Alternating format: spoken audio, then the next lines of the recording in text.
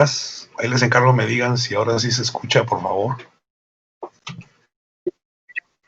Qué amables. Bueno, vamos a esperar a que se incorporen más compañeros e iniciamos porque sí está algo cargada la clase de hoy y vamos a tratar de concluirla mínimo en los 60 minutos para que no nos queden pendientes. Sí, les pido su paciencia. Vamos a esperarnos un momento. Bienvenido Eric, bienvenida Lucero. A ver, ¿no se escucha, Eric?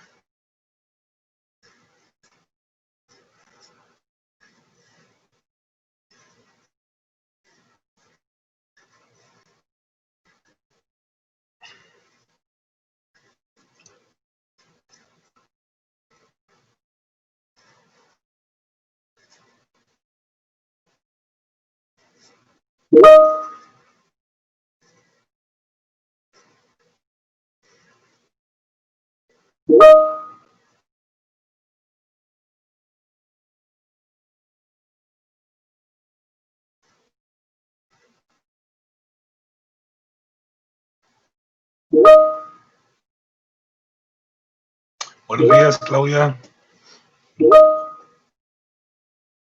Carlos, Brenda, bienvenidos. Sí se escucha, ¿verdad? Me dicen.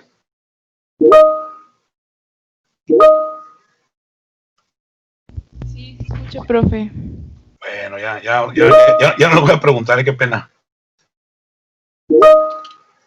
En lo que lleguen sus compañeros, vamos a aprovechar una clase de mi historia. Esto me recuerda hace ya varias décadas cuando se inventó, no sé si alcanzaron a verlo, ay, se me olvidó cómo se llama el nombre. Bueno, ahorita me acuerdo, porque ya se me olvidó cómo se llama este invento. Quería mandar una copia, un fax, mandar una copia por vía electrónica y llegaba a un lugar y me acuerdo que siempre la gente hablaba por teléfono para ver si había llegado el fax, que era lo más novedoso, lo más nuevo allá por los 80s, ¿verdad? Yo sé que a usted ya nos tocó esa etapa. Un poco esto me recuerda entonces el estar diciendo si oye o no si oye. Todavía no confiamos en la tecnología. Yo sé que al rato esto va a ser prehistoria, pero qué pena con ustedes estarlos molestando, pero pues la idea es que... Adelante, Miguel. Adelante. Ahí se me oye. Ok, es que me está fallando un poco la laptop. No, sí. Yo recuerdo mi... Sí, ya no se oye. Ahí está. Creo que en internet. Que mi mamá me contaba, ella trabajó en los 90 en varias dependencias de Tampico, secretaria, Sí. No, y decía que siempre era mandar el fax y marcar a los 2-3 minutos y ya llegó, y que siempre que marcaba se escuchaba el sonidito de la máquina de que estaba entrando justamente. Sí, estaba muy chistoso y luego había algunos que traían, digo, esto era high-tech, traían contestadora y toda la cosa. Yo alcancé a tener todavía uno, y pues era la octava maravilla. Ahorita ya es chatarra, pero sí. Me acordé mucho de eso ahorita que les estoy preguntando si se oye o no se oye. Estamos en el mismo. Bienvenido, José Ricardo Valesa Rodríguez.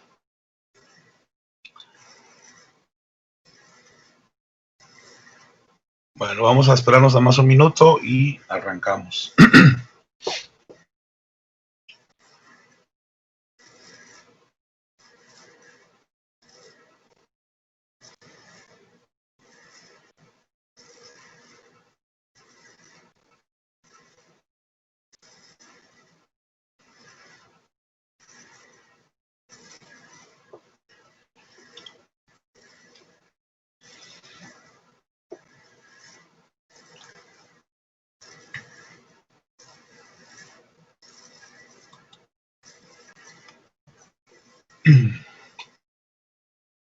Bueno, ya la clase pasada creo que, por favor, me dicen al final si hay alumnos nuevos.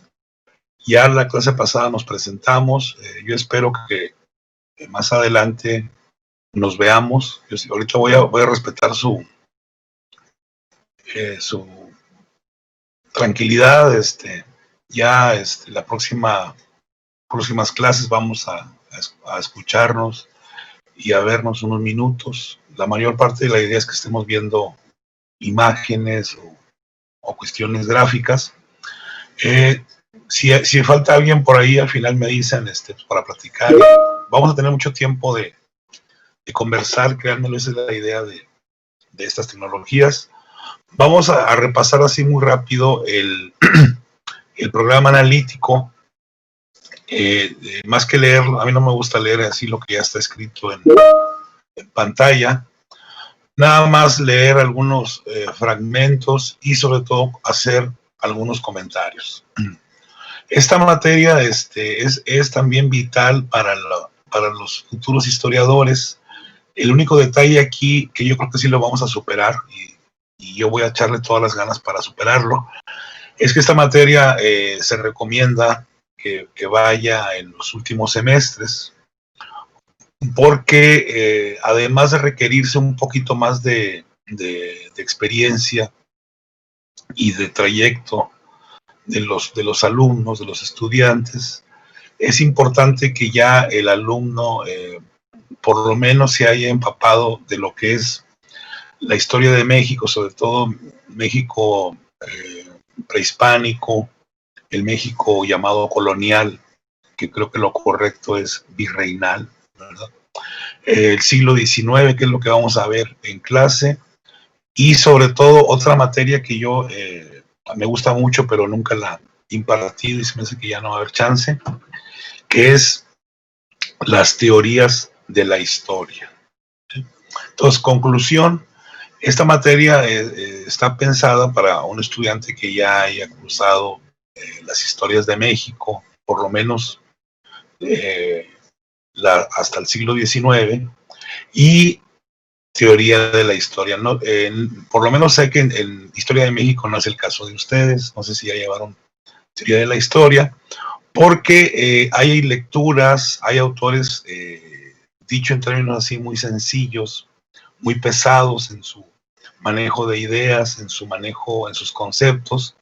Entonces, todo eso vamos a superarlo, no es problema de ustedes que esta materia esté en este semestre. Ya en el nuevo plan, les decía, el curso de México se divide en dos: México siglo XIX, México siglo XX, y historiografía también está insertada ya por el noveno semestre, pero bueno, eso ya vamos a superarlo. Yo sé que ustedes son muy capaces y sobre todo traen muchas ganas, pero sí quisiera que tomaran conciencia de eso, porque a lo mejor en las primeras lecturas vamos a ver ahí conceptos un poco, vamos a decirlo, exóticos, ¿no? Para muchos de nosotros, un poco no muy familiarizados, pero bueno, afortunadamente hay diccionarios electrónicos muy buenos. Algunas cosas me las sabré, otras cosas no me las recordaré muy bien. Insisto, la materia de teoría de la historia me gusta mucho, pero hace tiempo, décadas que no tocó esos temas. Sin embargo, para que esto no quede en chino, vamos a ver autores que hablan de historicismo, o hablan, bueno, de marxismo, neomarxismo, hablan de historia cultural, hablan de cosas que se supone creen que nosotros ya sabemos o ya las manejamos, o como dicen por allá en mi rancho, ¿verdad? Que ya las mascamos, ¿verdad? Yo sé que entonces no va a ser tarea fácil. En esos aspectos vamos a detenernos cuando sea importante. Creo yo que lo más trascendente lo vamos a superar. Yo estoy dándome la tarea de buscar lecturas más diluidas, ¿verdad? Aunque tampoco les va a faltar el respeto a ustedes y pensar que no la van a poder interpretar. Yo sé que ustedes tienen mucha capacidad. Un texto, entre más complejo sea, es más favorable para nuestro razonamiento y sobre todo para nuestra madurez intelectual. Así que yo confío en ustedes y nada más sí, que no digan que no les dije que va a haber lecturas así medio, como decíamos en la primaria, medio marcianas, ¿verdad? Por algunos conceptos, pero yo sé que lo vamos a superar. No sé si hasta ahí se entendió esto. Por favor, díganmelo.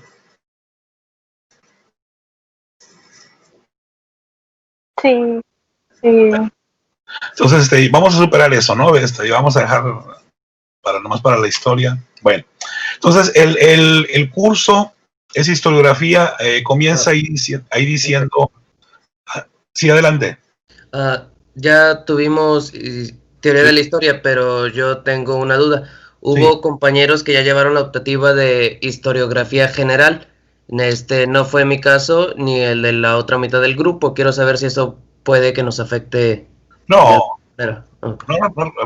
no, porque me supongo que en historiografía vieron todas las cuestiones de los franceses, ¿no? Cosas por el estilo. No, vamos a nada más hacer un comentario para que no se crea que estamos siendo un poco injustos en la cuestión de los contenidos, ¿verdad? De todas formas, en la medida de las posibilidades, los temas así más concretos, pues yo trataré de explicarlos, ¿verdad? Y a partir de ahí arrancar ya una serie de interpretaciones, de explicaciones. Pero sí, hay materias que uno pensaría que se llevan en semestres avanzados y se llevan al principio. Bueno, a lo mejor eso no afecta mucho, ¿verdad? Es a lo mejor una mala visión personal de un servidor. Gracias por el comentario. Bueno, por favor, siéntanse siempre en la posibilidad de interrumpir y de dar su punto de vista para que todo el mundo participe y no nos quedemos con la duda. Bueno, la historiografía dice ahí de qué se ocupa, del análisis e interpretación de los relatos históricos, ¿verdad?, que se han elaborado a través del tiempo. ¿Qué quiere esto decir? Que su objetivo es la representación de la memoria histórica según las variables que producen las circunstancias políticas, sociales, culturales y económicas de cada región. Dicho en términos, según yo, más sencillos, la historiografía es un poco la historia de la historia. Si los historiadores somos observadores, ¿sí?, entonces la historiografía, fíjense bien, y díganme si se entiende, la historiografía sería así como que observando a los observadores. ¿Sí se entiende, más o menos? ¿Sí? ¿Verdad? Perdónenme por ser tan sencillo, pero para avanzarle rápido, ¿verdad? Entonces la historiografía es el análisis, ¿no?, de ese grupo de historiadores, que pueden ser academias, pueden ser colectivos, pueden ser corrientes. Nosotros como estudiosos sociales somos muy dados a catalogar, a clasificar, a etiquetar, ¿verdad? Cuando uno forma parte de un grupo, no nos gusta que nos etiqueten, ¿verdad? Entonces, siempre decimos la escuela de los anales, o decimos los positivistas franceses, los positivistas alemanes. Quién sabe si a ellos les gusta que así les digamos, ¿verdad? Pero en este caso se trata pues de explicar, de comprender y de analizar por qué un grupo de historiadores pensaba así y por qué otro piensa de otra manera, y más o menos encontrar ahí las variables que nos expliquen esto. Por ejemplo, un tema que va a estar presente y que vamos a desarrollarlo con PIAs y con actividades es el tema de la independencia. Ese evento que la historia oficial, la historia de bronce, la historia petrificada, ¿no?, nos dice que empezó con un grito por ahí de un cura en 1810, no sé si el 15 o el 16, ahí tenemos encontrada la memoria. Vamos a dejarle el 16 de septiembre, ¿verdad? Bueno, los historiadores desde 1820, si es que no antes, nos han dado diversas interpretaciones sobre la independencia. Y el tema adquiere matices rojos, amarillos, azules, verdes, y sube de carácter, baja de carácter. Entonces, a eso es una de las funciones de la historiografía, en este caso, la historiografía mexicana, que prácticamente arranca en el siglo XIX. Vamos a ver más adelante por qué. Eso no quiere decir que no hubiese historiadores en la época virreinal o en la época de los Borbones, que ya comenzamos a platicar la clase pasada. Sin embargo, propiamente lo que es México, el país, el Estado-Nación, la nación, pues vamos a ver que va a arrancar prácticamente en el 19, y de hecho los trabajos, los textos que se van a hacer entonces van a pasar prácticamente desapercibidos en el mundo virreinal. Les pongo así un ejemplo para que no quede en chino, ¿verdad? Todos acá, hay muchos compañeros por allá de Linares, del Valle del Pilón, que quizás están más familiarizados con nuestro cronista de oro, ¿no? Alonso de León, ¿verdad? Todos hemos escuchado a Alonso de León. Alonso de León, no tengo la fecha exacta por ahí, de cuando escribe su famosa crónica, que para muchos es la primera referencia a lo que hoy es el estado de Nuevo León, lo cual no voy a discutir ni tengo interés. Él la publica ya por el siglo XVII, la escribe, fíjense, ya me estoy traicionando yo mismo. La escribe ya por el siglo XVII y saca como unas 6, 7 copias, ¿verdad? Y las da a conocer a las autoridades, a la gente, a las élites, un poco para presionar a sus congéneres, a su gente que no estaba cumpliendo con las ordenanzas reales de poblar y de colonizar estas tierras. Pero bueno, a lo que voy es la crónica que se imprime, por no decir se escribe, no fue hecha en imprenta, es allá por el siglo XVII. La vamos a conocer prácticamente hasta 1900. ¿Sí? Fíjense todo el tiempo que pasa. Andaba por ahí traspapelada en el AGN y hay por ahí un par de historiadores acuciosos que la encuentran, la clasifican y la ponen en un libro por ahí que se llama Libros Raros de la Historia de México. Por ahí vamos a ver la ficha, no se preocupen. Entonces les pongo esto de ejemplo para que vean que muchas cosas que se escriben, ojo, se escriben, no se imprimen ni se publican. En la etapa virreinal vamos a conocerlas hasta tiempo después. Lo mismo pasa con los trabajos de los evangelizadores, que muchos trabajos son prohibidos, se traducen a otros idiomas y al español van a llegar hasta el siglo XIX. ¿Sí? Así, jugando, ya les hablé un poquito de la historiografía de la etapa colonial o de la etapa virreinal, pero bueno, ese es el punto claro. Vamos a ver entonces lo que es la historiografía mexicana del siglo XIX y XX, y vamos a darle un cobijo también a la historiografía regional. Ya hablamos ahorita de Alonso de León, ¿verdad? Igual, la historiografía propiamente regional, ya sé que ustedes llevaron por ahí historia regional, algunos la van a llevar. Hay ahí un personaje muy importante, del cual por ahí he estado leyendo y publicando cosas, que es el famoso doctor José Eleuterio González, mejor conocido como Gonzalitos. Él va a llegar acá a Monterrey por allá en 1833 y a los tiempo después también, aparte de ser médico, va a ser también, creo yo, el fundador prácticamente de la historiografía norestense, o como se le llamaba en aquel tiempo, del septentrión o del seno mexicano, como quieran llamarle. Eso lo vamos a ver también en clase. Entonces vamos a ver también historiografía regional, para que tengamos una visión más global y más terrenal, ¿verdad? más local de los procesos. Aquí en los propósitos está el objetivo de lo que perseguimos con los alumnos, ¿verdad? Analizar, distinguir y comparar los principales discursos historiográficos que se han desarrollado a lo largo de la historia de México, ¿no? Como manifestaciones de la diversidad en la memoria colectiva, los valores, el contexto político, etcétera, ¿no? No quisiera estarlos aburriendo leyendo todo esto.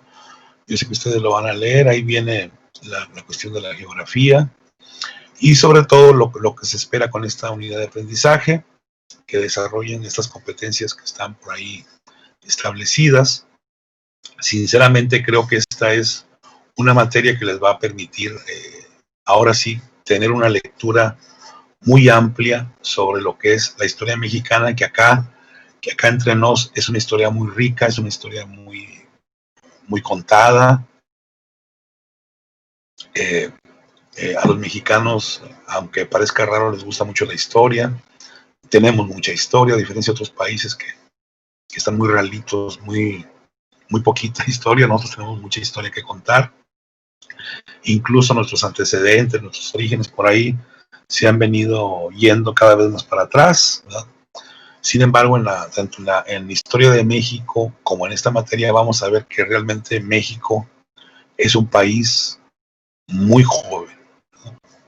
Claro, hay otros más jóvenes que nosotros que son más poderosos, pero bueno, ese ya es otro cantar, compañeras, compañeros. Aquí están los temas. Básicamente vamos a ver dos temas, ¿verdad? Lo que es la producción historiográfica mexicana en el siglo XIX. Ahí vamos a ver, les decía por ahí, a nuestro paisano, Fray Servando Teresa de Mier, mejor conocido como el Padre Mier, un personaje muy importante, Carlos María de Bustamante, Lorenzo de Zavala, José María Luis Mora incluso inspira a una escuela de historia muy famosa actual, ¿no? Y un personaje quizás de los más encumbrados, Lucas Alamán. Todos ellos tienen de una vez vámonos poniendo de acuerdo, tienen la doble variante de que son personajes de la historia, pero también son contadores de historias. No sé si me expliques. Ellos están narrando una historia en la cual están participando. Eso tiene su mérito, pero también tiene sus asegúnes. Eso también uno cuando está haciendo algo, pues no hablar mal de lo que está haciendo. Entonces también tenemos que ver con lupa, con catalejos algunas cosas que ellos nos van a decir. Vamos a ver una obra que sinceramente muchos desconocemos, a pesar de que somos profesionistas, México a través de los siglos, ¿verdad? Entre otros textos. Ya en historiografía norestense les comentaba del doctor Gonzalito, ¿verdad? El otro punto, la ciencia historiográfica en el siglo XX, ya es cuando México tiene, como es el caso de ustedes, historiadores profesionales. Más o menos la profesionalización del historiador va a correr allá por los años 40, 50. Yo creo que es los 50, pero bueno, hay trabajos que eran de los 40. En el caso de Nuevo León, de Monterrey, acuérdense que apenas a mediados de los 70 se crea el Colegio de Historia. Yo por ahí llego en el 79, así que tampoco soy de los fundadores, pero sí me toca ver, apenas teníamos profesores que habían estudiado historia. Era muy difícil que quien impartía la clase de historia tuviera la formación. No es el caso ahora de ustedes. Quiere esto decir que la historia la han producido, la han escrito, no necesariamente gente que estudió historia, porque sinceramente no había escuelas. Entonces, en el caso de México, años 50, caso de Nuevo León, a finales de los 70, es cuando comienza la profesionalización. Yo le llamo, suena medio contradictorio, no sé ustedes qué opinen, la profesionalización del oficio, ¿verdad?, de historiador. ¿Cuándo surgen los historiadores? Pues la verdad no sé, se pierden el tiempo, ¿no? La labor de historiar, de contar el pasado, de registrar hechos.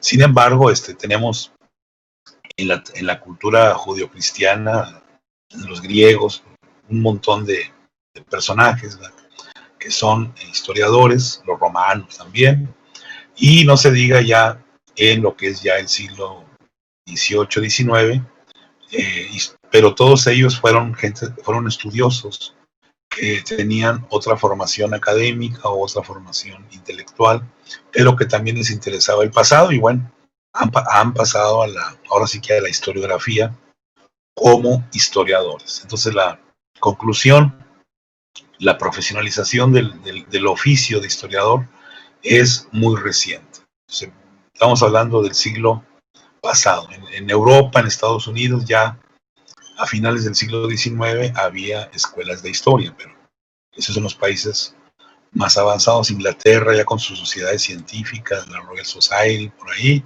comienzan a presionar también para que existan escuelas de historia. Ahora, antes de pasar a lo del PIA, que lo vamos a ver muy rápido, siempre hay que considerar que el trabajo del historiador no siempre es visto con buenos ojos. Acuérdense que cuando hay luchas ideológicas, luchas políticas, hay persecuciones a la libertad de expresión, a la libertad de pensamiento y entre otros personajes, los historiadores también salen mal parados. Entonces no siempre el discurso histórico es bien visto. Yo no sé el 2020 cómo nos vaya a ir, pero siempre es peligroso cuando los gobernantes utilizan el discurso histórico para legitimarse o para criticar o para denostar situaciones. Eso no deja de ser, y más sobre todo cuando nuestros gobernantes tienen una profunda ignorancia sobre lo que están diciendo. Eso se ve más maltrecho, ¿verdad? Por no decir muy mal, ¿no? Una palabra muy fea, muy patético, ¿no? Pero bueno, tenemos luego el PIA por ahí, que ya es parecido a lo de historia, es un proyecto que es en equipo, ¿sí?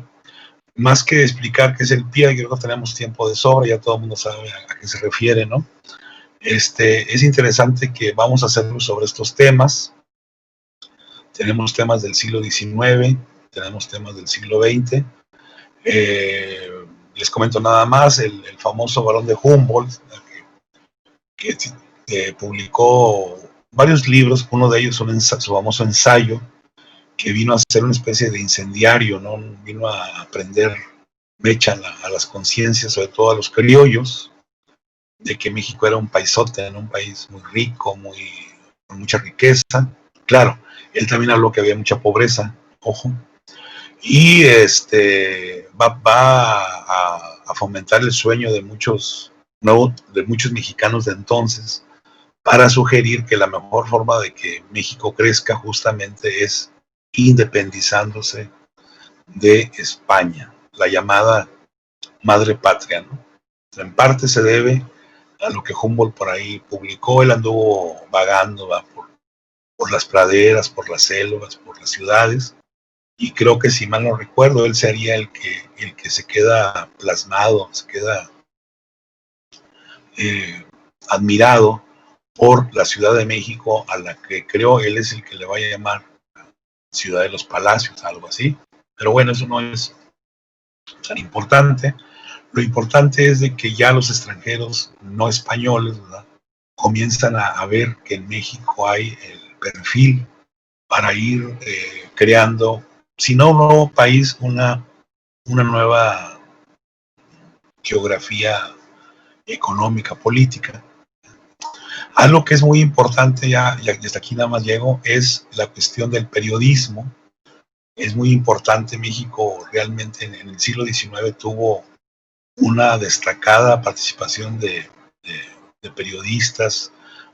Aquí sí es bueno ir ya destacando, muchos periodistas también son historiadores. Todos los que les mencioné hace un momento escriben en sus periódicos que se leen. Digo, nada más lee muy apenas el 10% de la población, pero ese 10% que sabe leer y escribir tiene un constante intercambio de información, de periódicos, y es muy interesante entonces hacer un trabajo, un proyecto de investigación sobre el periodismo político. Más o menos es algo que va a estar desarrollándose hasta mediados del 19, sobre todo con Santana por ahí, va a haber, y otros periodos más, va a haber censura. Sin embargo, siempre hay el periodismo que se hace a espaldas del régimen, del status quo. Y bueno, también ahí vamos a encontrar importantes cosas. En los diarios de viajes, ya mencioné ahorita Humboldt, que Humboldt está en otro nivel. Sobre todo aquí vamos a ver rápidamente a una esposa de un diplomático que dejó un libro ya para la historia, la famosa, ahí se me está leyendo el nombre, ahorita me recuerdo, una persona que vino a escribir, que vino de acompañar al marido, que era embajador plenipotenciario de España, que él vivía en Estados Unidos, y va a la señora a escribir desde que llega a Veracruz. Bueno, llega a Cuba y comienza a quejarse del calor y no sé qué más. Llega a Veracruz y se sigue quejando, incluso no se expresa muy bien de las mujeres españolas que ve por, bueno, novohispanas que ve por acá, y se calma hasta que llega a la Ciudad de México. Y ahí le gustan todas las cosas, la comida, y sobre todo lo que más le va a gustar es el pulque. Ya me acordé el nombre, la famosa Madame Calderón de la Barca. Por ahí no sé si han escuchado. Está considerado el libro de viaje, el diario de viaje mejor hecho. Ya no hay que irnos con la corriente, nada más les paso el comercial, ¿verdad? No es mi punto de vista ni mucho menos.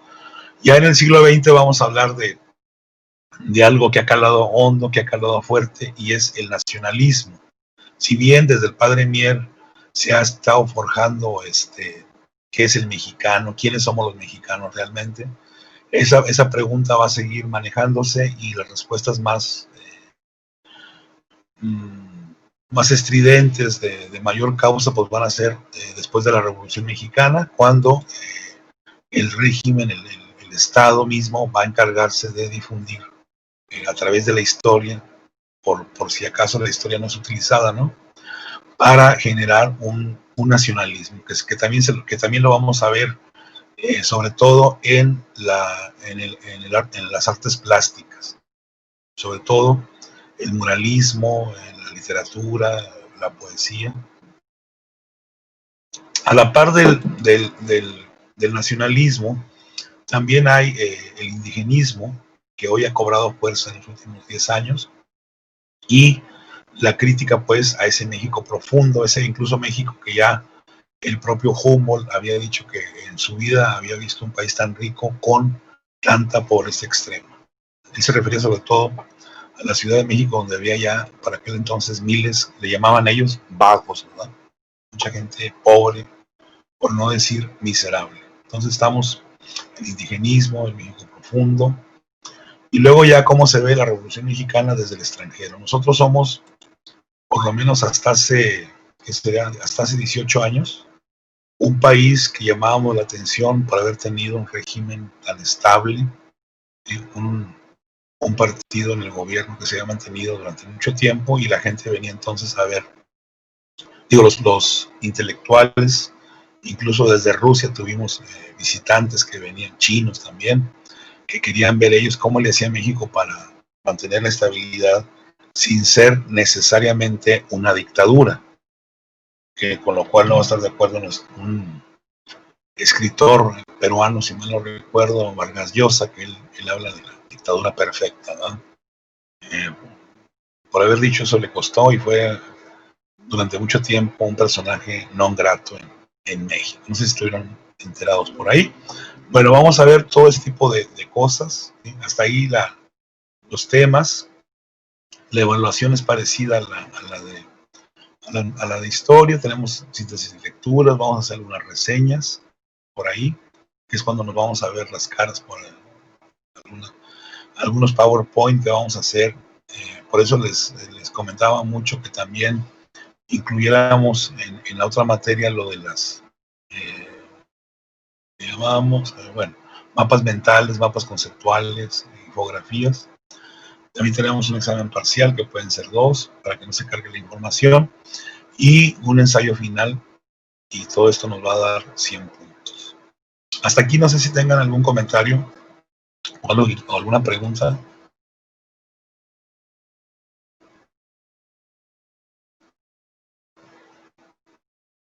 ¿No hay dudas, compañeros, compañeras?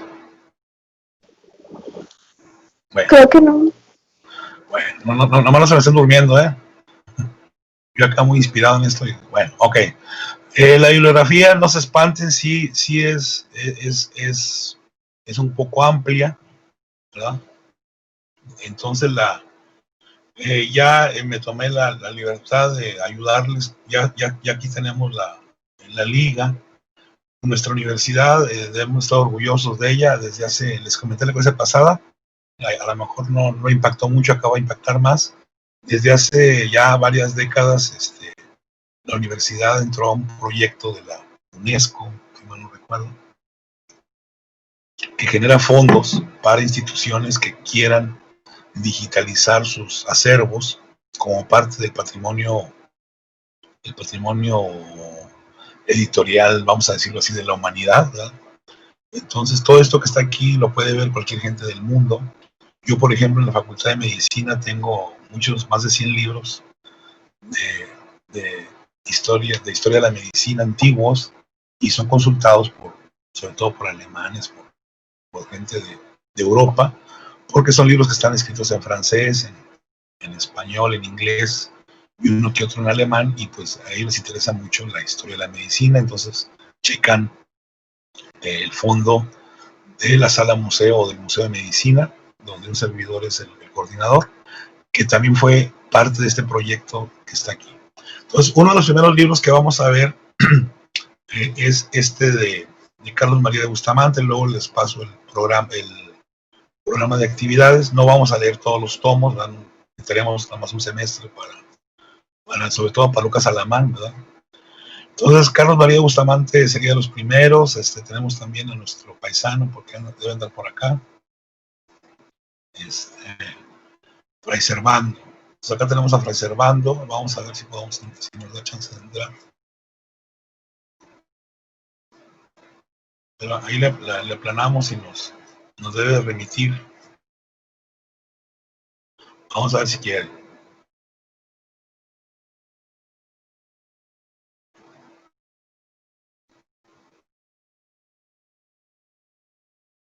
La idea no es calentar la plataforma, ¿no? Con tanta lancha, pero ahí va. ¿Sí están viendo todos ahí la pantalla? No, profe. ¿No se ve? No se ve. Bueno, pero bueno, vamos a hacer un acto de fe. Si le hacen clic, yo sí la estoy viendo, pero si le hacen clic, entonces sí la van a ver. Digo, ahorita no vamos a trabajar con eso. Entonces les decía, vamos a leer estos textos, algunos textos que están por aquí. Todos tienen su liga. Hay uno que otro en inglés por ahí.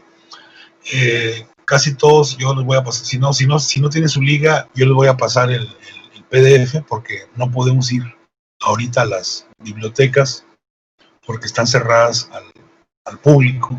Entonces vamos a depender de que el profe nos brinde PDFs, o que ustedes hagan la liga para sobre todo para la Capilla Alfonsina, ¿no?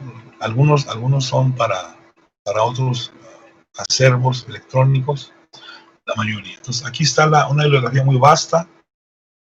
Créanme que es básico. Estos de Cermeño también lo vamos a ver. ¿Sí? Entonces, de la bibliografía sí quiero destacar dos cosas, y díganme si se entiende. Vamos a ver los clásicos, ¿verdad? Yo en lo particular, cuando estudié historia, nunca vi los clásicos. Los tuve que leer cuando ya había egresado, y por mutuo propio, por interés propio, lo cual está mal, ¿verdad? Uno cuando egresa debe de por lo menos haber leído el Padre Mier, las memorias, ¿no? Peor, se supone que en nuestra facultad de filosofía uno de los emblemas, de los íconos, es Alfonso Reyes. Y y ahora que regresemos por ahí, pueden hacer ustedes una encuesta entre los que estudiamos ahí para ver cuántos hemos leído algo de Alfonso Reyes. Ustedes tienen la respuesta. Y por lo menos, bueno, nada nos costaba haber leído Visión de Anáhuac, ¿verdad? Que es un texto muy, muy hermoso de él, un tipo que escribía según Borges, ¿no? De los escritores hispanoamericanos, mexicanos, de las mejores plumas. Yo no estudié letras, así que mis valores no los toman en cuenta, pero sí reconocer que Alfonso Reyes es un personaje universal. Nació en Monterrey, no se hizo en Monterrey, él desde muy chiquito se fue. Tanto su papá, el general Bernardo Reyes, del que sí vamos a hablar mucho, no les gustaba el calor, hacía mucho calor en Monterrey, dicen. Ya recuérdense que Alfonso Reyes tiene por ahí un escrito donde dice que él de niño lo perseguía el sol. No les gustaba el calor de Monterrey. Sin embargo, bueno, es importante destacar que vamos a leer entonces los autores clásicos. Pero los autores clásicos a veces uno como historiador no los analiza con la profundidad que debiera, pues porque no tenemos la preparación, el bagaje, uno se especializa en algunas cosas, no en otras. Entonces vamos a ver si se entiende, otro grupo de lecturas. O sea, el primer grupo de lecturas son los clásicos. Alamán, Padre Mier, Gonzalitos, bla, bla, bla. Pero los autores, ¿qué podemos decir de ellos? ¿O cómo los podemos analizar? ¿Cómo los podemos valorar? ¿Cómo los podemos masticar, ¿verdad? Traducir. Bueno, vamos a leer entonces a los autores que se han encargado de realizar justamente el análisis historiográfico. Dicho en otros términos, vamos a leer también autores que se han encargado de explicar, de interpretar y de valorar el trabajo de estos personajes. El detalle es que luego estos trabajos, este segundo grupo de autores a veces usan un lenguaje muy demasiado académico, demasiado glamuroso, ¿verdad? Entonces a veces hay un problema ahí para comprenderlos. Estoy hablando en primera persona, no digo que sea el caso de ustedes.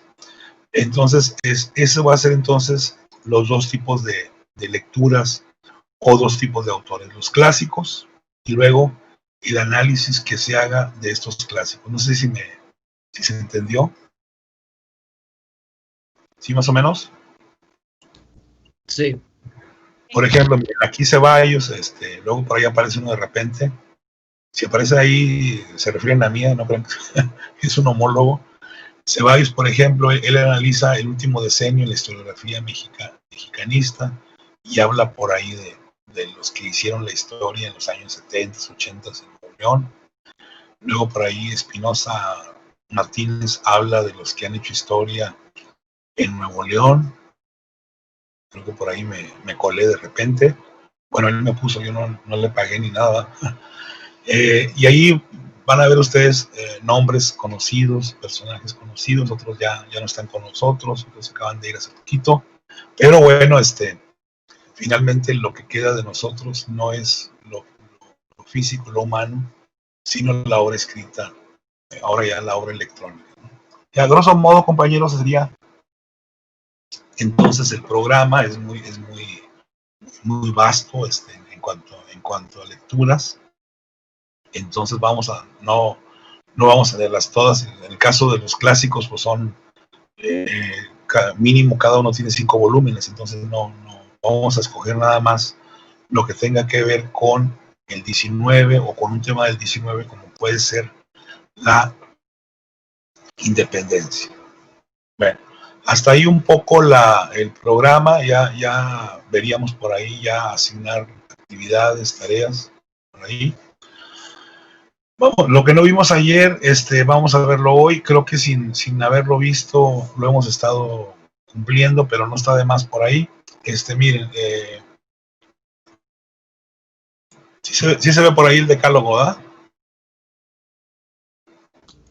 No se ve.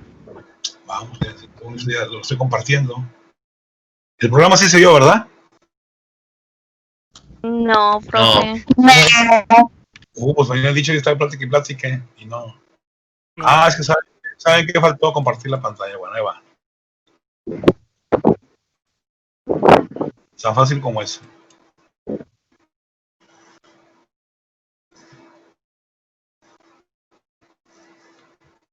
Ay, disculpen, es que la falta de práctica. Bueno. Vamos entonces al decálogo. Ahora sí se ve, ¿verdad? Sí. Bueno, sí. Ahorita hacemos un repaso del, como quiera no estuvimos leyendo el programa, digo, yo sé que me pusieron atención. Bueno, vamos a ver, esto lo hizo un servidor, no quedó tan bonito que digamos, pero lo que me interesa es, entonces, el primero, vamos bien, la idea es conectarnos, siempre a veces hay problemas, por eso la necesidad de que estemos también en el Facebook para cualquier cosa que suceda, avisar, ¿no? Cuando nos toque presentar algo, como ahorita un servidor, siempre tener listo el material para no 5 minutos o 3 minutos en este medio es mucho tiempo. Entonces, no, siempre cuando les toque exponer algún tema, alguna infografía, algún mapa conceptual, traten por favor de tenerlo listo, ¿no? El micrófono, acuérdense que hay que apagarlo, si no lo estábamos usando, para evitar el vicio, ¿no?, del sonido. Alimentos no, solamente líquidos, sobre todo cuando nos estamos viendo, pues ahí se están comiendo una torta, ¿verdad? Un huevo, ¿no? Como que no da, ¿verdad? Entonces, podemos tomarnos una taza de café, una botella de agua, muy bien. Sobre todo, se nos requiere mucha atención y participación. Todos somos seres humanos y personas que estamos compartiendo conocimiento, entonces se exige por ahí que atendamos y que participemos como ustedes lo están haciendo en estos momentos. Así, sinceramente, no me puedo quejar. Muy bien. Ya cuando presentemos por ahí trabajos que aparezcamos en público, pues se nos pide por ahí una presentación aceptable. No tiene que ser ni con corbata ni con nada de eso, simplemente que sea aceptable. Como dijo por ahí alguien, que estemos, en primer lugar, que estemos vestidos, ¿verdad? Lo de para administrar el grupo, sí se requiere que las tareas estén entregadas a tiempo, entonces entregar evidencias en tiempo y forma, ¿sí? Les encargo mucho, esto siempre sobre todo en los PIAs, y el plagio. Si ustedes le dan un repaso por ahí a las leyes de la universidad, al reglamento, verán que en ocasiones el plagio puede llevar hasta cancelarnos el título, ¿verdad? Claro, no todos tienen la suerte de algún expresidente, que dicen que por ahí que se fusiló la tesis y se la perdonaron, creo. Claro, el problema de este hombre son más graves que el haber presentado una tesis que se parecía mucho a otro trabajo. No sé si sepan de quién estoy hablando. Por ahí a lo mejor ya escucharon el dato. Claro. Su bronca es más tiene que ver con estafas maestras y no sé qué más. Bueno, por favor, comunicación constante, no me puedo quejar tampoco, la hemos tenido. Quizás ayer algo pasó que no recibí por ahí sus equipos. Ahorita vamos a ver, no se preocupen. Entonces, comunicación constante. Vamos a partir de esta semana a estar ya mandando artículos, textos, imágenes a Efeméride. Ahorita nada más yo estoy ahí participando, pero la idea es que no me dejen solo. Entonces, esto es así a grosso modo, compañeras, compañeros, lo que yo quisiera que nos pusiéramos de acuerdo. Insisto, en estas dos clases, que claro, son diferentes, creo que hemos cumplido a cabalidad lo que aquí está. Entonces sí les pido que lo tomemos. Es muy difícil estar en este medio, en esta plataforma, si no seguimos más o menos estos grupos, ¿no? Espero no volver a tocar el tema, dejarlo ahí. Bueno, estuvimos hablando de esto. Según yo estaba hable y me hubiera interrumpido, que no está. Entonces, así nada más rápido, esto se lo voy a dejar en la carpeta. Era la presentación a qué se refiere la historiografía. Ya se está viendo, ¿verdad? Sí, ahora sí. Sí, ahora sí. Sí, profe, ahora sí se ve. No se me duerman. Okay. Los dos grandes temas vamos a ver, compañeros, nada más la producción historiográfica en el siglo XIX y la ciencia, fíjense, la ciencia historiográfica en el siglo XX. Ya hablaba ahí de la profesionalización del historiador, incluso hasta hablé del Colegio de Historia por ahí. Del PIA casi no dije gran cosa, ya habrá tiempo de estarlo trabajando. Los temas sí, vamos a verlos rapidito. Son 20 temas, vamos a escoger nada más uno. Siglo XIX, hablábamos del Barón de Humboldt. Casi en todas las ciudades hay una calle que se llama así. La de nosotros, no sé si la han visto por allá, está casi pasando Venustiano Carranza, donde estaba un cine muy famoso. Ahí esa es la calle de Humboldt, ¿no? Una callecita bien chirris, como dicen, ¿verdad? Pero bueno, se le da su lugar a este famoso varón, ¿verdad? El periodismo, ¿verdad? Los diarios de viaje. El punto número 4, pues no nos gusta para nada, ¿verdad? La épica de la derrota, Justo Sierra, uno de los primeros historiadores en hacer un recuento de la historia patria, los que han tenido mucha presencia, los positivistas, incluso para muchos teóricos, ¿verdad? Los Gonzalitos es parte del positivismo. Yo la verdad no me subo al carro, pero ¿quién soy yo para decir que no? Pero bueno, vamos a decir que Don Gonzalitos también entra en la terna de positivistas, ¿no? Luego en los temas del siglo XX, ahí están. Ya luego nos ponemos de acuerdo para que ustedes escojan un tema y le den la interpretación historiográfica. Hablábamos de lo que vamos a evaluar, ¿sí? Y los libros, les decía los clics, ¿verdad? Aquí están todas para que ustedes le den clic a las de los clásicos. El primero que vamos a leer es Fray Servando, el famoso Regiomontano Universal, y aquí está el clic. Ya no le muevo para no perder tiempo, pero entonces aquí me tomé la libertad de ponerles ya los enlaces para que no batallen y directamente pasemos. Ya les comenté también la historia del DGB de la Capilla Alfonsina para que estemos orgullosos de nuestra universidad. Entonces hasta ahí vamos ya a ir cerrando la clase. Tenemos por ahí un breve foro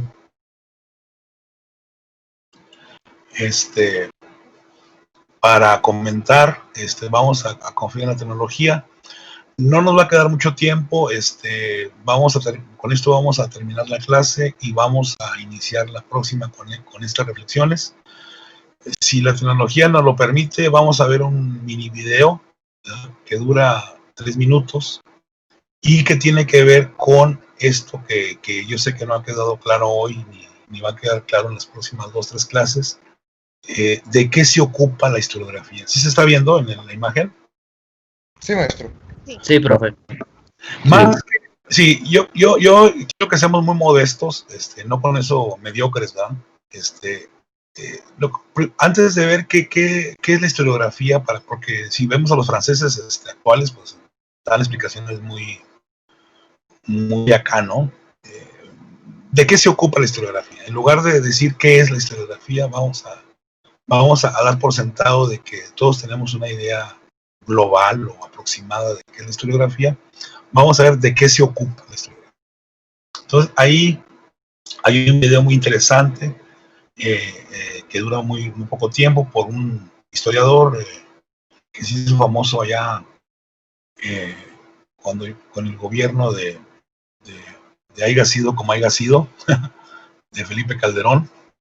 Y bueno, es un historiador importante. Vamos a ver por ahí algún video de él más adelante sobre el tema del siglo XIX.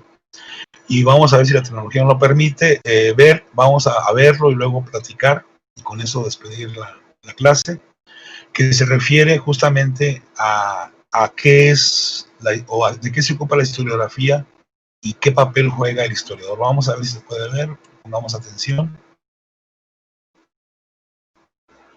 Ahí me hacen señal si no se ve de un ratito más. Si no me dicen nada, quiere decir que se está viendo, ¿no?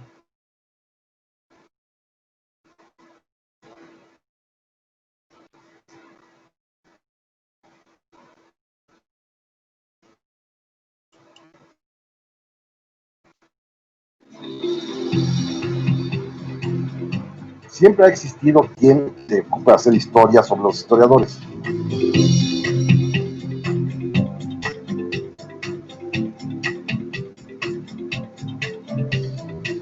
La historiografía en general, más que materia, es, digámoslo así, el trabajo del historiador.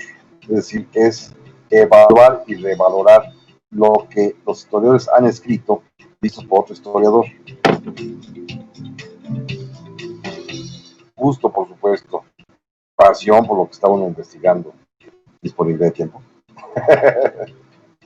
Porque si no se puede leer muchísimo, y ejercicios de reflexión también bastante profundos.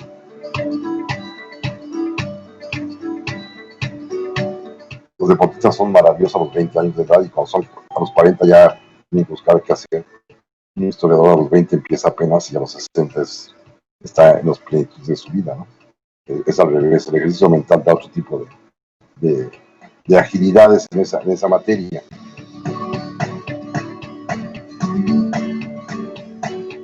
Es un mito el pretender ser objetivo, que no se puede ser objetivo nunca, porque finalmente es una actitud, un trabajo humano más artístico que científico, y que te impide, cuando estás investigando un tema, te impide no poder sentirte atraído hacia algo que te gusta o sentir desprecio hacia algo que te cayó mal, lo estás investigando, lo cual ya te hace perder la objetividad, además de que nunca va uno a poder tener el 100% verificado los datos. Y en todo eso histórico hay 1, 2, 3, 4, 7 versiones, y a lo mejor te encuentras las de 2 o 3 protagonistas, pero te faltan 3 o 4. Si los documentos que tengo me arrojan X o Y resultado, y yo no estoy de acuerdo con él, tengo que decir, las fuentes dicen esto y esto, pero yo creo que no por esto y por esto. Pero eso es ser honesto. La objetividad no la vas a poder obtener porque no es una ciencia exacta. O sea, no es 2 más 2 es 4. Es conducta humana más conducta humana, quién sabe qué vaya a pasar, porque varía ahora y hace 100 años. Es decir, la forma, por ejemplo, hoy en día hay un debate muy fuerte de muchos historiadores muy jóvenes que están tratando de enjuiciar el pasado conforme a la luz de las ideas actuales. Entonces eso sí no se vale. En el mundo Gorman, aquel gran historiador, decía que la historia es para comprenderla y no para regañarla.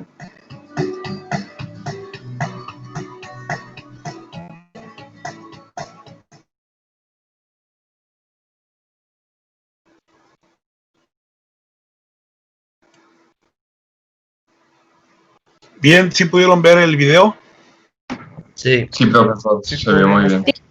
Bueno, ahí creo que lo más pesado que se dijo, salvo su mejor opinión, y con esto ya me voy a callar, la idea es que ustedes digan algo, es si la historia es objetiva o no. Yo por ahí, ¿alguien se le fue por ahí música? Creo que es usted, profesor. No sé si se quedaría el video. Ah, sí se quedó, ¿verdad? Bueno, como verán, siempre hay novatadas ahí. Les comentaba, lo más pesado ahí pues fue lo de la objetividad. Yo pertenezco a una generación donde se decía que la historia, además de ciencia, pues tenía que ser objetiva, y cuando íbamos a los congresos de historia, uno de los eslogan era por una historia crítica y científica, ¿no? Estamos hablando de los años 80. Pero bueno, ya las cosas han cambiado, y creo que salvo ese punto, sí es muy... Todo lo que dice el historiador, sobre todo la parte final, a mí me gusta mucho cómo lo maneja en poco tiempo. Entonces, no sé, nos quedan por ahí, vamos a dedicarle unos 10 minutos, si ustedes lo determinan, para ver cuál es su opinión sobre qué onda con la historiografía, o para qué sirve, o cuál es el objetivo de la historiografía. Con lo comentado hasta ahorita, vamos a escuchar por ahí 4 o 5 compañeros por ahí. Adelante. José Ricardo. Sí. Bueno, buenos días. Buenos días, Ricardo. Adelante. Algo que me gustó del video de que pues veíamos en las lecturas del semestre pasado, es mucho de los historiadores, estudiando los historiadores, y yo siempre lo establecí como la autocrítica de la propia materia y de quienes participan dentro de ella. Exactamente. Porque siempre es estar revisando y revisando y cambiando, porque pues como la historia no es algo objetivo, siempre hay que observar y ver cómo otros la abordan.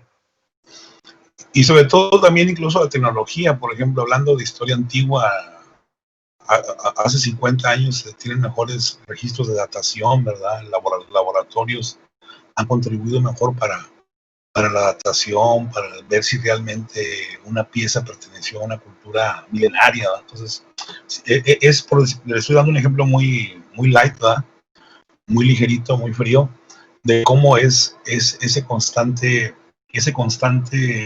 replantear, revivir. Por eso la historia siempre es algo vivo, no termina de resolverse. Muy bien. ¿Algo más?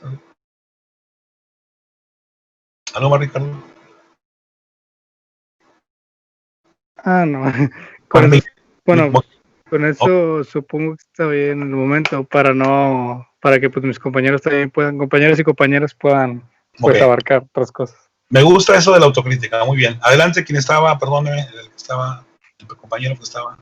Sí, a mí también me pareció interesante lo que mencionaba José Villampando en esa misma parte sobre el mito ser objetivo, que hablaba que la historia no es una ciencia exacta y que no se debe de enjuiciar el pasado, sino más bien hay que comprenderlo. Me llama la atención porque muy seguido y más en estos tiempos como más de incertidumbre, me ha tocado ver mucho como ese desprecio al pasado que tenemos, yo creo que no solo los mexicanos, sino ahorita como la población en general, cuando no, pues eso, no se le comprende, sino que se le desprecia, se le ve mal al pasado. Pero mire, Miguel Ángel, muy concuerdo con usted, pero ahí habría que pensar qué papel juegan los historiadores.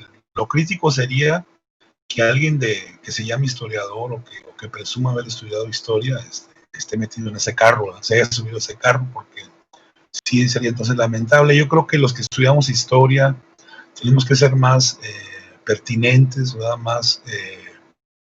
Más analíticos y sobre todo no enfrascarnos en los historiadores o los pseudohistoriadores o los historiadores improvisados. Son muy dados a la mercadotecnia y ellos quieren vender y quieren llamar la atención y siempre dicen que los historiadores tradicionales son muy aburridos, muy sosos, muy ñoños y que ellos sí son muy buenos, ¿no? para el debate y para llamar la atención, y siempre crean entonces estos clásicos que siempre escucho y que ya me tiene harto, ¿no? Santiago Vidaurri, héroe o villano. A mí cuando me plantean eso, le digo, no es ni una cosa ni la otra, es un pillo, ¿verdad? Pero ese pillo le debemos al Colegio Civil, que hoy es la universidad, y le debemos parte del Hospital Civil también, él de Gonzalitos también. Yo creo que a veces hablamos porque tenemos boca, ¿verdad? Pero creo que entonces sí, concuerdo con usted. No sé los compañeros qué opinen, compañeras. A mí yo siempre he tenido problemas con la idea de héroe y villano porque es como que deshumanizar a la persona de la que estás hablando e intentar tratarla como si fuese una especie de cuento, no de un hecho que ocurrió, sino como una especie de ficción en donde tienes que decidir según tu moralidad quiénes merecen ser héroes o quiénes merecen ser villanos. Por eso a mí me gusta más la idea de, pues no es un villano, es una persona, tomó las decisiones que tuvo en su momento según pues en lo que creía o lo que vio más pertinente, pero no exactamente que sea bueno o malo de forma objetiva. Una cosa que a mí me gusta pensar de la historia es que la objetividad es algo parecido a la democracia, es decir, que es una construcción, no es algo que se logre plenamente, pero es algo que si es tu propósito, pues es una buena idea, pues intentar fomentar o intentar construir, aunque nunca se llegue exactamente a la máxima expresión de objetividad. Sí, pero puede ser una construcción, como usted dice, ¿no? Yo creo que si le rascamos así y nos comparamos con las demás disciplinas sociales o ciencias sociales, creo que a nosotros se nos exige mucho, ¿eh? El trabajo en archivos, no cualquiera se lo avienta, así en archivos digitales. Luego interprétalo, analízalo, escríbelo bien, públicalo, explícalo bien, que la gente... Y que no se aburran. O sea, ojo, hacer esa talacha no es fácil y no lo logra, bueno, hay algunos que no lo logramos en toda la vida, ¿no? Pero no se logra en 5 ni en 10 años, o sea, entonces eso no deja de ser objetividad, ¿verdad? Pero sobre todo la forma como lo registremos. Yo creo que me da gusto que, bueno, he escuchado a otros compañeros que ya no se suban al carro, que no se metan en esta onda de héroes, villanos, malos y buenos. Entonces yo creo que eso si gente de mi edad plantea eso, lo único que está exhibiendo y presumiendo es ignorancia. Adelante, Eric, Eduardo. Sí, me es interesante cómo en el video se menciona no solo a la ciencia, sino también al arte, porque bueno, yo estoy de acuerdo con usted en que se nos exige más que algunas otras ciencias sociales, pero sí, por más objetivos que busquemos ser, no nos podemos terminar de alejar del relato, de la narración.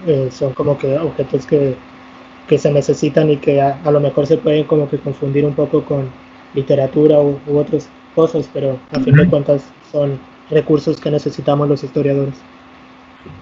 Sí, hay una materia por ahí, ya no la doy, de difusión, justamente donde hay la necesidad de que el historiador pues se junte más seguido, se tome la copa más seguido, el café más seguido con los literatos, porque ellos sí se supone que sí saben escribir mejor que nosotros.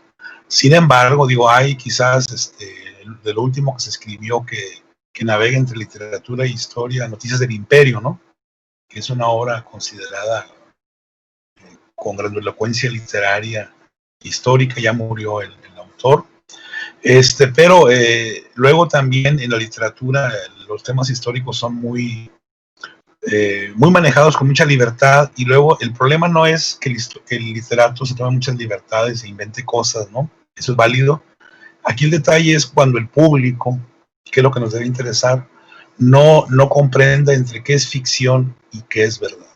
Entonces, nosotros es importante que la novela histórica, sobre todo, nos ayude a nosotros para abrirnos camino, para darnos más público, pero sí es prudente que seamos cuidadosos, sobre todo cuando inventemos nuestros personajes, nuestras situaciones, nuestros contextos, y no caer precisamente en la libertad que sí tiene y que debe tener el literato, ¿no? O el escritor, y que nosotros tenemos que ser más cuidadosos con el dato, con el documento, con la cifra, porque eso es lo que nos da sentido, nos da sentido de pertinencia. Somos uno de los oficios más antiguos de la humanidad, aparte de otros que se dicen antiguos, y eso habla de la importancia social que puede tener el historiador o los historiadores. Muy bien.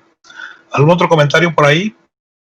Veo que sí les interesó el video, nos quedan 2 minutos, vamos a ver una última participación. Sí. Bueno, con lo que comentaba Eric, sí, también pues lo que mencionaba por ahí Villalpando de lo del arte. Bueno, creo que esto me trae recuerdos, ¿no? De la clase de teoría de la historia, sí. Porque también llegamos a comentar en algún momento esta cuestión, ¿no? De la historia es considerada como una ciencia social o es más considerada como un arte. Entonces, pues digo, aquí sí consideramos lo que menciona Villalpando con lo del mito de la objetividad, y pues también lo que han estado comentando aquí los demás, pues sí, o sea, como que estamos yéndonos por un enfoque más de que, bueno, pues es un arte, está tal vez un poco más apegado a la literatura, ¿no? No sí. Necesariamente a la literatura, ¿no? Sino por mencionar un ejemplo de arte. Pero bueno, lo que nosotros comentábamos por ahí en esas sesiones era que, bueno, tiene que ser una equivalencia entre ambas, ¿no? Por un lado, todo lo que implica el relato, la narrativa, etcétera, y obviamente, pues, el gusto del historiador por investigar dicho tema, y por otro lado, bueno, el uso de la metodología y de un historiador, propio de un historiador, para llegar lo más que se pueda a cierta objetividad, ¿no? Porque, bueno, creo que objetividad tal vez no deberíamos de confundirlo con la verdad, ¿no? Yo creo que ser objetivo es tratar de acercarse a la verdad, no obviamente llegar a una verdad absoluta, porque bueno, yo creo que sabemos que eso en cualquier ciencia pues no es posible, ¿no? Sí. La objetividad tiene que ver más con el formato que seguimos para demostrar esa verdad, ¿no? Puede ser un formato técnico, científico. Yo creo que en historia vamos bien, sobre todo, estoy pensando en la historia mexicana, ¿no? No puedo pensar por la norteamericana, por la europea, la italiana o la francesa. Creo que ha habido notorios avances, si bien no tenemos 10 historiadores de exportación, ¿verdad? Como otros países, creo que los que tenemos han sido grandes maestros, grandes baluartes, porque como va a decir fallecido Luis González y González, a los historiadores mexicanos les interesa hablar de la historia de México, no de la historia de China, no de la historia de otros lugares, como sucede y que es muy, muy claro porque son así los historiadores norteamericanos que te hablan de todo menos de Norteamérica, ¿verdad? Entonces, acá entonces nosotros por eso no hemos cruzado mucho la brecha, porque nos hemos enfocado en la historia de México, pero tenemos por lo menos 10 o más grandes historiadores. Ya les he mencionado en clase uno de ellos, Luis González y González, pero hay más, ¿no? Creo que la objetividad creo que sí se ha alcanzado, no, y es variante, y pues yo diría, como dirían los marxistas por ahí, es dialéctica, ¿no? O sea, está en constante cambio. Muy bien, Lucero, gracias por la información, ya me queda claro que llevaron historia por el discurso que manejan, qué bueno, sirve que me ilustran, me ayudan con esto. Sí, no sé si hay por ahí otro comentario. Vamos a seguir, con esto vamos a iniciar la clase que viene.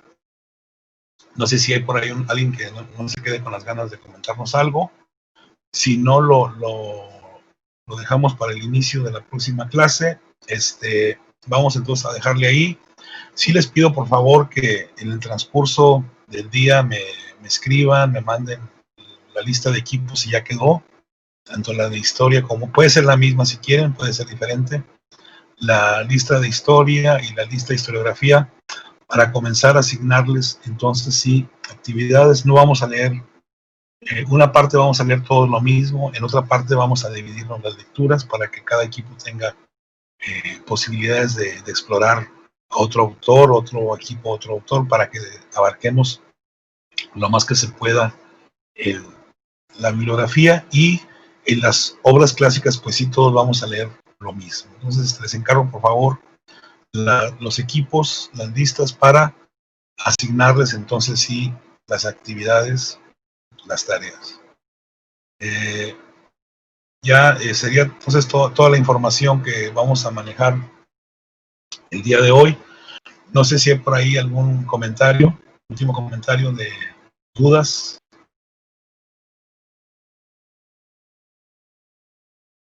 Adelante por ahí.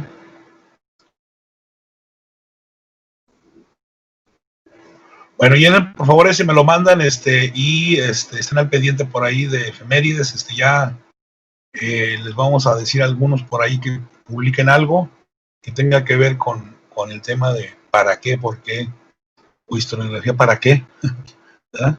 Luego les decimos por ahí. Si alguien quiere escribir algo desde ahorita, adelante. Si no, yo luego les digo a algunos que se animen a escribir. La idea es que cada semana estemos escribiendo algo sobre lo que estamos viendo. Entonces, si ya desde ahorita se acaba la clase, alguien quiere subir algo, adelante. Si no, yo les digo por ahí a quienes pudieran, así como rifa, ¿no? Quienes publican algo, para que nos estemos leyendo y nos estemos conociendo más desde el punto de vista académico, intelectual, y sobre todo desde el punto de vista de la fraternidad, que eso es muy importante y debe ser el punto crucial de este medio, que no debe ser para separarnos, sino debe ser para unirnos más. Sí, adelante. Un último comentario.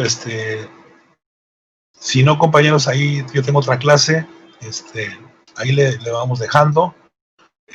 Cuídense mucho. Nos vemos la próxima clase, que va a ser de Historia de México. Entonces nada más les recuerdo los equipos. Si no hay más, y les dejamos. Agradezco su atención, pero sobre todo su participación, que fue la verdad muy, muy interesante, y a mí en lo particular me deja mucho conocimiento y mucha experiencia. Nos vemos entonces en la próxima clase. Cuídense. Nos vemos, Que profe. tenga lindo día, Gracias, profe. Nos vemos. Gracias, profesor.